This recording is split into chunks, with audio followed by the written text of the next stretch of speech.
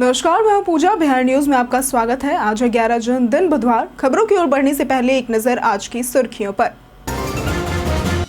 बिहार ने हासिल किया शिशु एवं मातृ स्वास्थ्य में पहला स्थान। गर्भवती महिलाओं को पौष्टिक आहार के लिए किया जा रहा जागरूक। इन प्रयासों से पंजीकरण में हुई उल्लेखनीय वृद्धि। बिहार में बड़े पैमाने पर होगा नौकरियों का सृजन। कुल 8,414 नए पदों के सृजन को मिली मंजूरी। ग्राम पंचायत कार्यालयों में 8,093 पद हुए स्वीकृत। बिहार के शिक्षकों को मिलेगी बड़ी राहत। 1.5 लाख से भी ज्यादा शिक्षकों की वेतन विसंगति होगी दूर। 31 जुलाई तय हुई समस्या के समाधान की डेडलाइन। राज्य में बीसीए द्वारा होगा बिहार रूरल लीग का आयोजन। 13 से 23 वर्ष के बिहार के स्थायी निवासी खिलाड़ी होंगे शामिल। 20 जून तक बीसीए की वेबसाइट पर कर सकते हैं रजिस्ट्रेशन।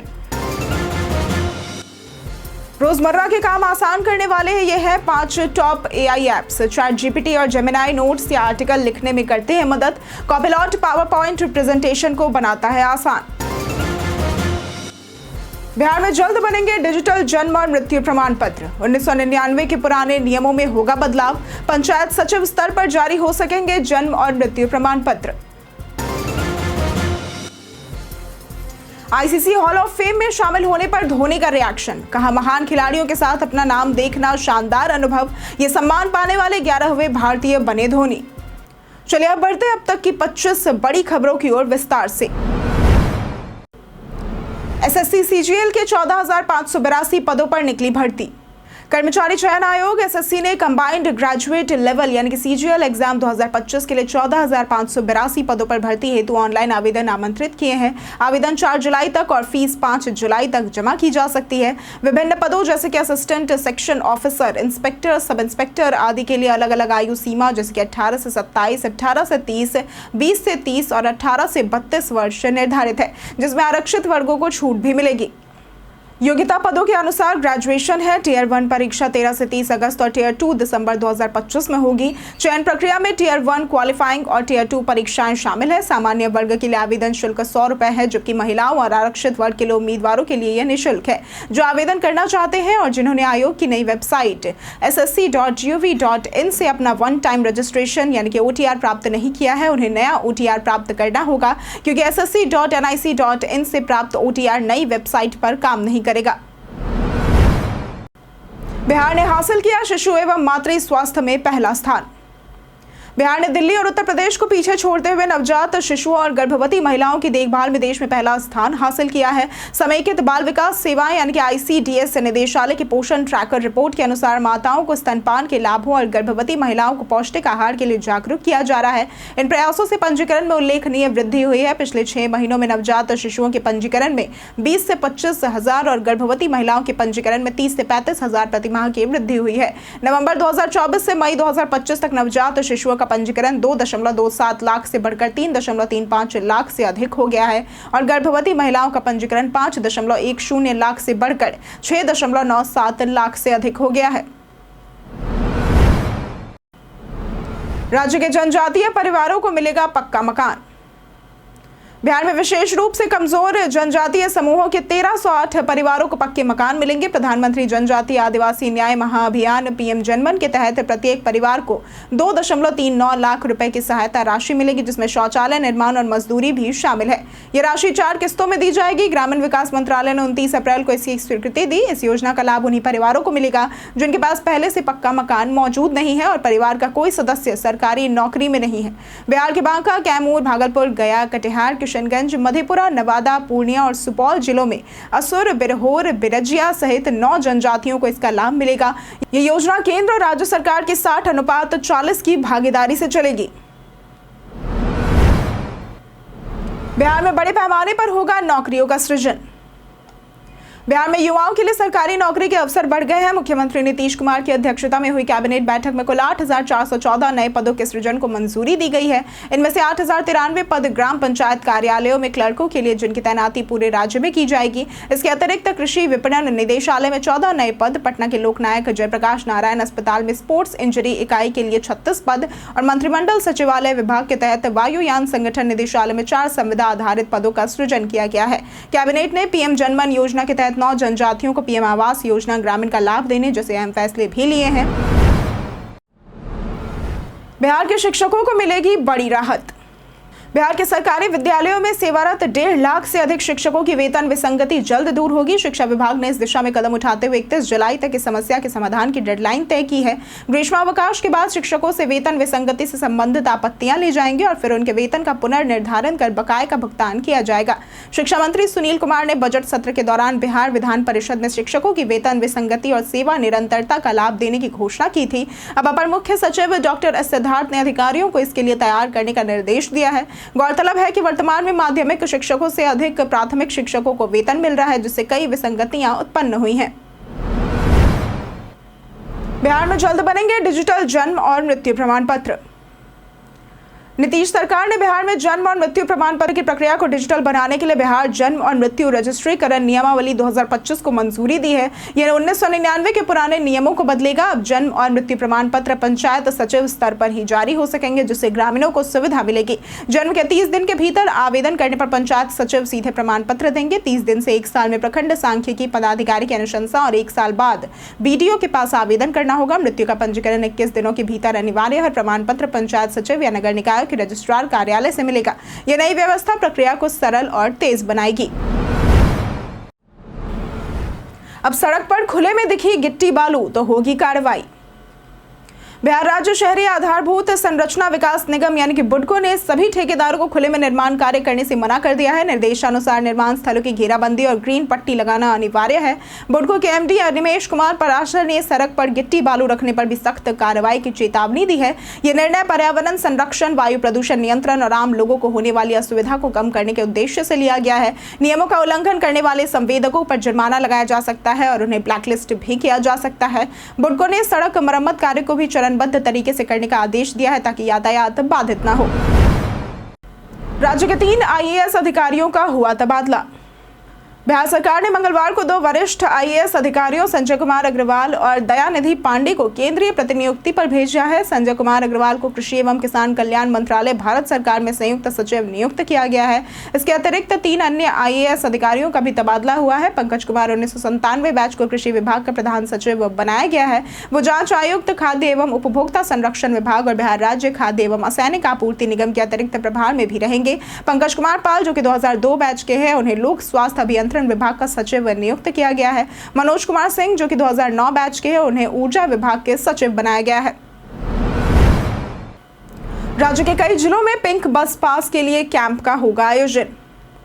बिहार में महिलाओं की सुरक्षा और सुविधा के लिए शुरू हुई पिंक बस सेवा लोकप्रिय हो रही है। इसे सुलभ बनाने के लिए बिहार राज्य पथ परिवहन निगम पटना, मुजफ्फरपुर, भागलपुर और पूर्णिया में पिंक बस पास के लिए विशेष कैंप लगाया जा रहा है। पटना में यह सुविधा 10 जून 2025 से ही प्रमुख महिला कॉलेजों में शुरू हो गई है। छात्राओं के लिए मासिक पास 400 और कामकाजी महिलाओं के लिए 550 का है। एक तरफा किराया 6 रुपए से 25 रुपए तक है। पास के लिए आधार कार्ड, स्कूल कॉलेज ID और फोटो जरूरी है। अन्य शहरों में डिपो पर भी पास उपलब्ध है।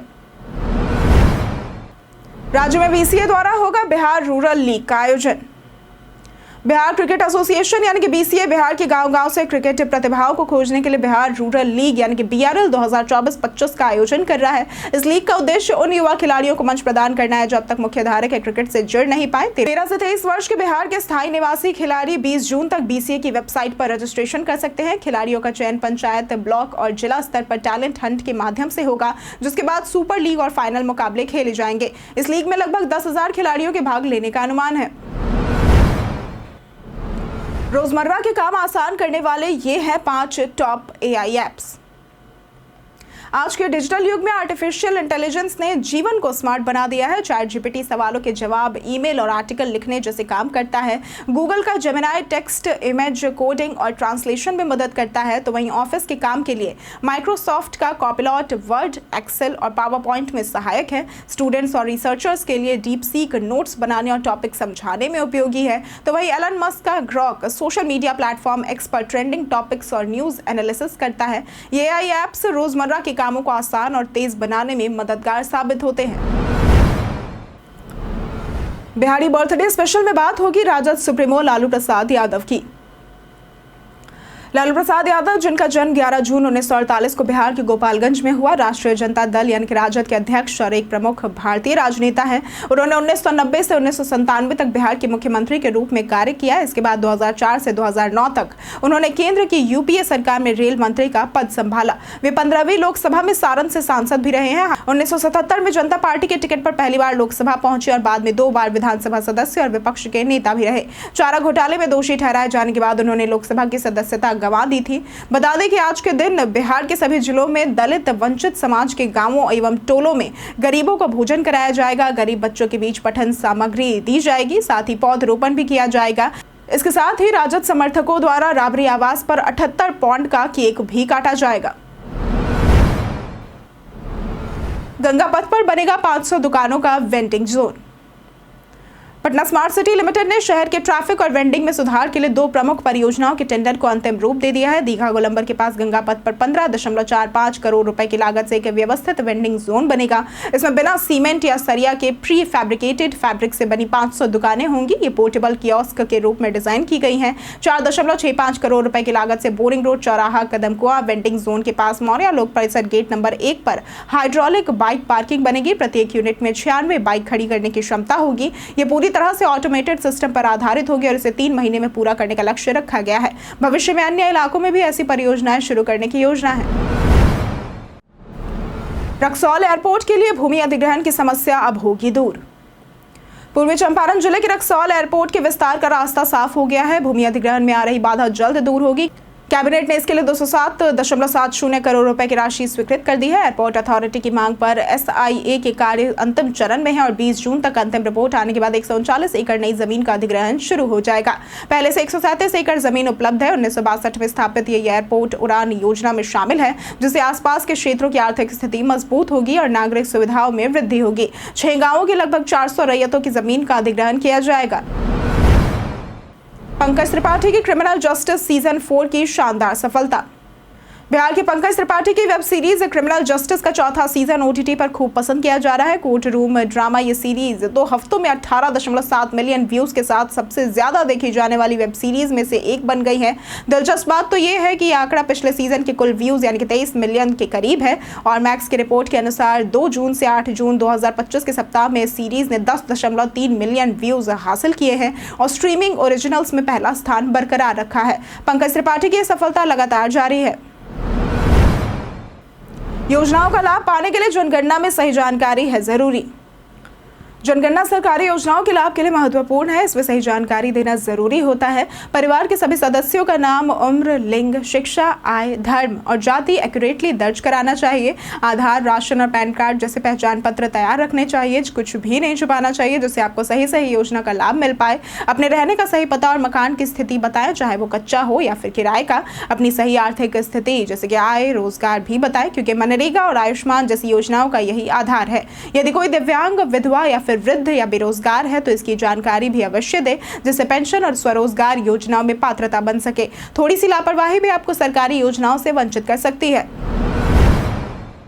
जाने आज कैसा रहेगा बिहार के मौसम का मिजाज।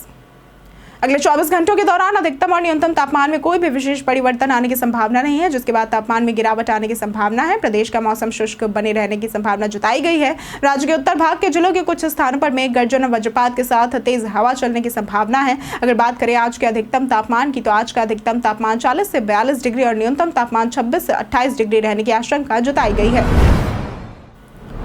नालंदा में 4 साइबर ठग हुए गिरफ्तार। नालंदा पुलिस ने कतरीसराय के परमानंदपुर गांव में छापेमारी कर लोन और सोलर पंप के नाम पर ठगी करने वाले 4 साइबर अपराधियों को गिरफ्तार किया है। पकड़े गए आरोपियों की पहचान गौतम कुमार, राहुल कुमार, आलोक कुमार और मृत्युंजय कुमार के रूप में हुई है। पुलिस ने मौके से 1 लाख रुपए, 6 एटीएम कार्ड, 9 पासबुक, 2 लैपटॉप और 7 मोबाइल फोन बरामद किए हैं। डीएसपी सुनील कुमार सिंह ने बताया कि आरोपियों के खिलाफ धोखाधड़ी की शिकायतें मिल रही थी और इनमें से 2 का आपराधिक इतिहास भी है। छपरा में 60,000 की रिश्वत लेते हुए लिपिक गिरफ्तार। छपरा नगर निगम में निगरानी विभाग ने सूर्य मोहन यादव नामक एक लिपिक को 60,000 की रिश्वत लेते हुए रंगे हाथ गिरफ्तार किया है। लिपिक ने नगर निगम के सेवानिवृत्त सफाई निरीक्षक राजनाथ राय के बकाया वेतन के भुगतान के लिए 1.20 लाख की मांग की थी। राजनाथ राय ने इसकी सूचना निगरानी विभाग को दी, जिसके बाद कार्रवाई करते हुए लिपिक को पहली किस्त लेते हुए पकड़ लिया गया। सेवानिवृत्त निरीक्षक का लगभग 13.5 लाख का भुगतान लंबित था। गिरफ्तारी के बाद लिपिक से पूछताछ जारी है। इस घटना से नगर निगम कर्मियों में हड़कंप मच गया है। पीने योग्य पानी का क्या होता है सही टीडीएस रेंज? पीने के पानी में टीडीएस टोटल डिसॉल्व्ड सॉलिड्स के महत्व को दर्शाता है। टीडीएस पानी में घुले खनिज, नमक, धातु और केमिकल होते हैं। पीने के पानी के लिए 50 से 150 पीपीएम का टीडीएस बेहतरीन माना जाता है। 150 से 300 पीपीएम पीने योग्य है, जो कि 500 पीपीएम से ज्यादा टीडीएस हानिकारक हो सकता है, जिसके लिए आरओ जरूरी है। तो वहीं 50 से कम टीडीएस वाले पानी में जरूरी मिनरल्स नहीं होते। टीडीएस मापने के लिए बाजार में आसानी से मीटर मिल जाता है। आरओ का इस्तेमाल करने पर टीडीएस कंट्रोल वाल्व लगवाना चाहिए, ताकि पानी में आवश्यक खनिज बने रहे। माले का बिहार चुनाव पर बड़ा दाव। सीपीआई माले ने बिहार विधानसभा चुनाव 2025 में 45 सीटों पर दावा ठोका है। महागठबंधन की 12 जून को होने वाली बैठक से पहले माले महासचिव दीपांकर भट्टाचार्य ने बताया कि पार्टी ने 40 से 45 सीटों पर तैयारी की है। इस बैठक में चुनावी रणनीति पर चर्चा होगी। माले 11 से 14 जून तक बाराचट्टी, वारसलीगंज, राजगीर और बिहार शरीफ में सभाएं करेगा। 12 से 27 जून तक बदलो सरकार बदलो बिहार नाम से शाहबाद, मगध, चंपारण और तिरहुत क्षेत्रों में 4 यात्राएं निकाली जाएंगी। भट्टाचार्य ने पहलगाम और ऑपरेशन सिंदूर पर संसद का विशेष सत्र बुलाने की मांग की है और माओवादी नेताओं की गिरफ्तारी पर रोक लगाने के लिए प्रधानमंत्री को पत्र लिखने की जानकारी दी है। संजय झा ने किया साफ, 243 सीटों पर लड़ेगी एनडीए।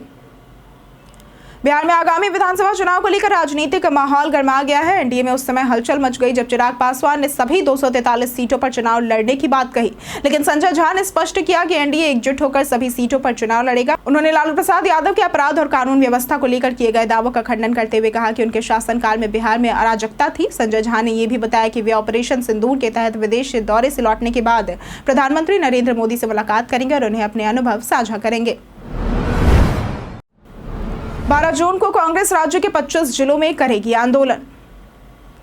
12 जून को तेजस्वी आवास पर महागठबंधन की बैठक होगी। उसी दिन बिहार कांग्रेस 25 जिलों में नौकरी दो या सत्ता छोड़ो आंदोलन करेगी। इस प्रदर्शन में राष्ट्रीय नेता शामिल होंगे और रिक्त पदों पर बहाली की मांग की जाएगी। कांग्रेस अध्यक्ष राजेश राम ने बेरोजगारी और युवाओं की हताशा पर सरकार को घेरा। उन्होंने एनडीए सरकार से 5 सवाल पूछे, जिनमें खाली पद, पेपर लीक जांच, संविदा कर्मियों को पक्की नौकरी, समान वेतन और पलायन जैसे मुद्दे शामिल है। राजेश राम ने राहुल गांधी के लिए वीआईपी टॉयलेट बनाए जाने के सवाल पर कहा कि यह व्यवस्था जिला प्रशासन ने अपनी महिला कर्मियों के लिए की थी, पार्टी ने कोई भी मांग नहीं रखी थी। आईसीसी हॉल ऑफ फेम में शामिल होने पर आया धोनी का रिएक्शन। महान क्रिकेटर महेंद्र सिंह धोनी को आईसीसी ने हॉल ऑफ फेम में शामिल किया है, जिससे वो ये सम्मान पाने वाले 11वें भारतीय बने। आईसीसी ने उनके साथ 7 अन्य खिलाड़ियों को भी ये उपाधि दी है, जिनमें मैथ्यू हेडन, हाशिम अमला और ग्रीव स्मिथ जैसे दिग्गज शामिल हैं। धोनी ने इसे गर्व की बात बताते हुए कहा कि इतने महान खिलाड़ियों के साथ अपना नाम देखना शानदार है। उन्हें यह सम्मान आईसीसी की 3 बड़ी ट्रॉफी जीतने वाले इकलौते कप्तान होने के नाते मिला है। उनकी कप्तानी में भारत ने 2007 में T20 विश्व कप, 2011 में वनडे विश्व कप और 2013 में चैंपियंस ट्रॉफी जीती थी। धोनी के नाम अंतर्राष्ट्रीय क्रिकेट में 17,000 से भी अधिक रन है। कई कारणों से दर्ज है भारत के इतिहास में आज की तारीख। 1948 में आज ही के दिन भारतीय राजनीतिज्ञ एवं बिहार के पूर्व मुख्यमंत्री लालू प्रसाद यादव का जन्म हुआ था। 1909 में आज ही के दिन भारतीय राजनीतिज्ञ एवं पूर्व लोकसभा अध्यक्ष के.एस. हेगड़े का जन्म हुआ था। 1897 में 11 जून के दिन ही महान स्वतंत्रता सेनानी रामप्रसाद बिस्मिल का जन्म हुआ था। 1997 में आज के दिन भारत के प्रसिद्ध तैराक मिहिर सेन का निधन हुआ था। 1866 में इलाहाबाद उच्च न्यायालय की स्थापना हुई। इससे पहले आगरा उच्च न्यायालय के नाम से जाना जाता था। 1897 में भारत के प्रसिद्ध क्रांतिकारी पंडित रामप्रसाद बिस्मिल का जन्म हुआ था और आज के दिन देश के पहले प्रधानमंत्री जवाहरलाल नेहरू की इच्छा के अनुरूप उनकी अस्थियों की राख को देश में बिखेर दिया गया था। हम प्रतिदिन आपसे 5 ऐसे जरूरी सवाल और उसके जवाब बताएंगे जो कि बीपीएससी, बिहार पुलिस, दारोगा समेत एसएससी जैसे अन्य प्रतियोगी परीक्षाओं में काम आएंगे। सवाल इतिहास, बिहार स्पेशल, विज्ञान, करंट अफेयर्स और भूगोल से रहेंगे। पूछे गए 5 सवालों में आपने कितना सही उत्तर दिया ये हमें कमेंट करके जरूर बताएं। हमारा पहला सवाल है, बिहार के किस कस्बे में राष्ट्रीय इलेक्ट्रॉनिक एवं सूचना प्रौद्योगिकी संस्थान की स्थापना की जाएगी? ए गया, बी मुंगेर, सी राजगीर या फिर डी बिहटा? इसका सही जवाब है डी बिहटा। हमारा दूसरा सवाल है, मगही बोली का जनक किसे माना जाता है? ए विद्यापति, बी भिखारी ठाकुर, सी नागार्जुन या फिर डी सुरेश दुबे। इसका सही जवाब है डी सुरेश दुबे। हमारा तीसरा सवाल है, बिहार में शिक्षा दिवस कब मनाया जाता है? ए 11 नवंबर, बी 10 अक्टूबर, सी 15 नवंबर या फिर डी 12 अक्टूबर। इसका सही जवाब है ए 11 नवंबर। हमारा चौथा सवाल है, भारतीय उर्वरक संघ यानी कि FAI का नया अध्यक्ष किसे नियुक्त किया गया है? ए शैलेश सी मेहता, बी अर्जुन सिंघानिया, सी मनोज कुमार सिन्हा या फिर डी विनीत अग्रवाल। इसका सही जवाब है ए शैलेश सी मेहता। हमारा पांचवा सवाल है, संविधान सभा ने भारत का संविधान कब अपनाया था? ए 15 अगस्त 1947, बी 26 नवंबर 1949, सी 26 जनवरी 1950 या फिर डी 2 अक्टूबर 1948। इसका सही जवाब है बी 26 नवंबर 1949। बीते दिन हमारे द्वारा पूछे गए सवाल का जवाब आप लोगों में से बहुत लोगों ने हमारे कमेंट सेक्शन में लिख कर दिया है। जिन्होंने हमारे द्वारा पूछे गए सवाल का जवाब दिया है उनके नाम है संजीव कुमार, राम बाबू दास, परवेज अंसारी, जितेंद्र ठाकुर, कंचन कुमारी, प्रदीप पंडित, विजय कुमार, राजीव कुमार, पंकज कुमार दास, निरंजन कुमार, आलोक प्रियदर्शी, पंकज कुमार, नीतीश कुमार, निराला कुमार, नेहा कुमारी, रणधीर कुमार, गुड्डू कुमार, भरत प्रसाद, अशोक कुमार, अरशद अंसारी, राकेश कुमार और अजय कुमार। इसी के साथ बढ़ते हैं आज के सवाल की ओर। आज का सवाल है, आपके क्षेत्र में मौसम का क्या हाल है? आप अपना जवाब हमें हमारे कमेंट सेक्शन में लिखकर जरूर बताएं। आज के लिए सिर्फ इतना ही। बिहार की तमाम खबरों के साथ बने रहने के लिए देखते रहे बिहारी न्यूज़। और साथ ही अगर आप यूट्यूब चैनल पर देख रहे हैं तो चैनल को सब्सक्राइब करें, और अगर आप फेसबुक पेज पर देख रहे हैं तो लाइक और फॉलो जरूर करें।